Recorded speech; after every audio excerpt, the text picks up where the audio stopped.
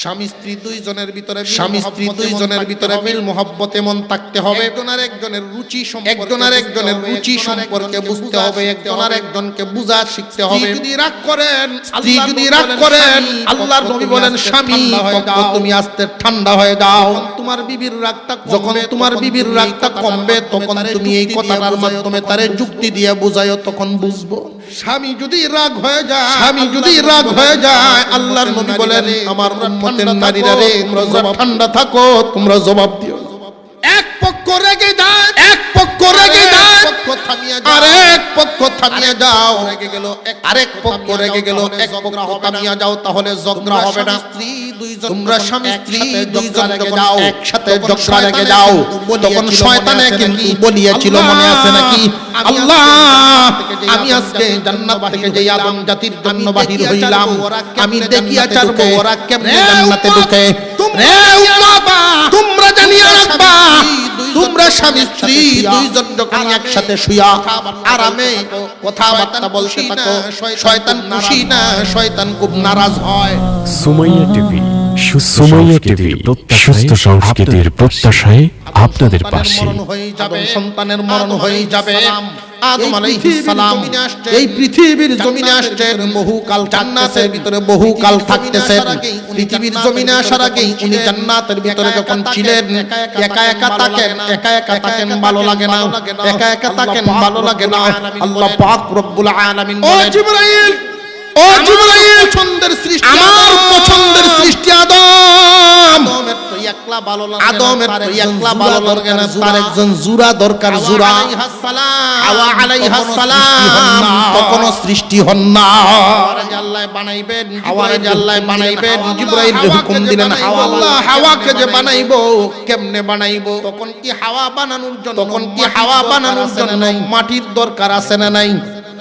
আরেকটু জোরে আল্লাহ বলেন মাটি দিয়া বানাইস না, আল্লাহ বলেন মাটি দিয়া বানাইস না, হাত দিয়া বানাও, আদমের হাত দিয়া বানাও, আদমের একখান হাড় দিয়া বানাও।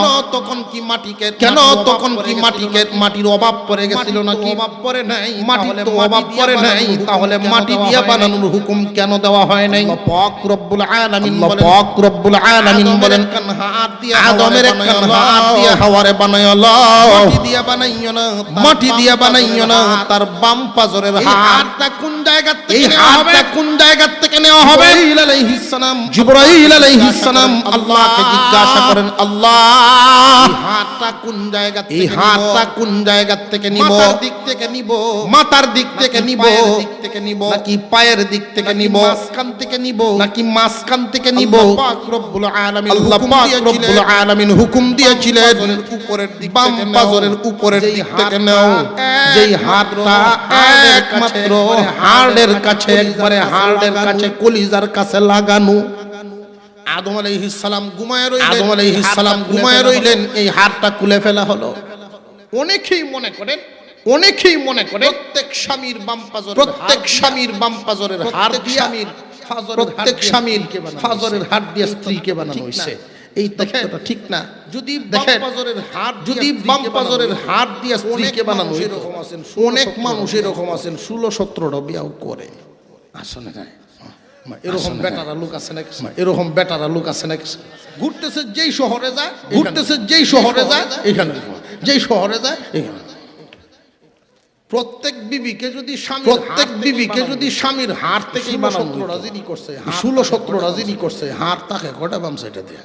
এত হার ওয়াইল একটাও তাহলে মানব জাতির সর্বপ্রথম মানুষ, আমাদের মানব জাতির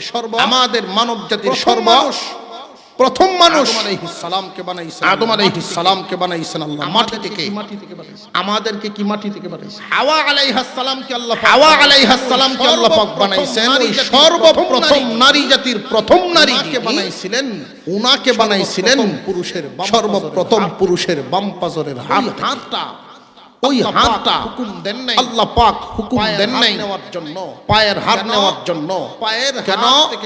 পায়ের হাড় থেকে যদি বানানো হতো, ওই দিন নারীকে বানানো হতো, পুরুষ জাতি নারী জাতিকে ফেলতো। পায়ের নিচে পিষে ফেলতে। আল্লাহ পাক এই হুকুমও দেন, আল্লাহ পাক এই হুকুমও দেন নেই হাতটা পুরুষের, এই হাতটা পুরুষের ঘাড় বা মাথার দিক থেকে নিয়ে তাকে বানানো হোক। হুকুম দিতেন, যদি ওই হুকুম দিতেন, এখনই যে গতি, এখনই যে গতি, এখনই যে গতি, তাহলে লামানি মাথা তুচ্ছ বয়ে তাহলে লামানি গেল না। এমনি তো প্রধানমন্ত্রী, এমনি তো প্রধানমন্ত্রী বিরোধী দল, এরপরে স্পিকার আর গড় তো আছে। কেউ কিছু কয় না, কেউ কিছু কয় না, কেউ কিছু কয় না, বয়ে বাড়ির যাই মুখেমনে। আল্লাহ পাক বানাইছেন, আল্লাহ পাক বানাইছেন হাড়ের কাছের হাড় দিয়া, কলজার কাছের হাড় দিয়া।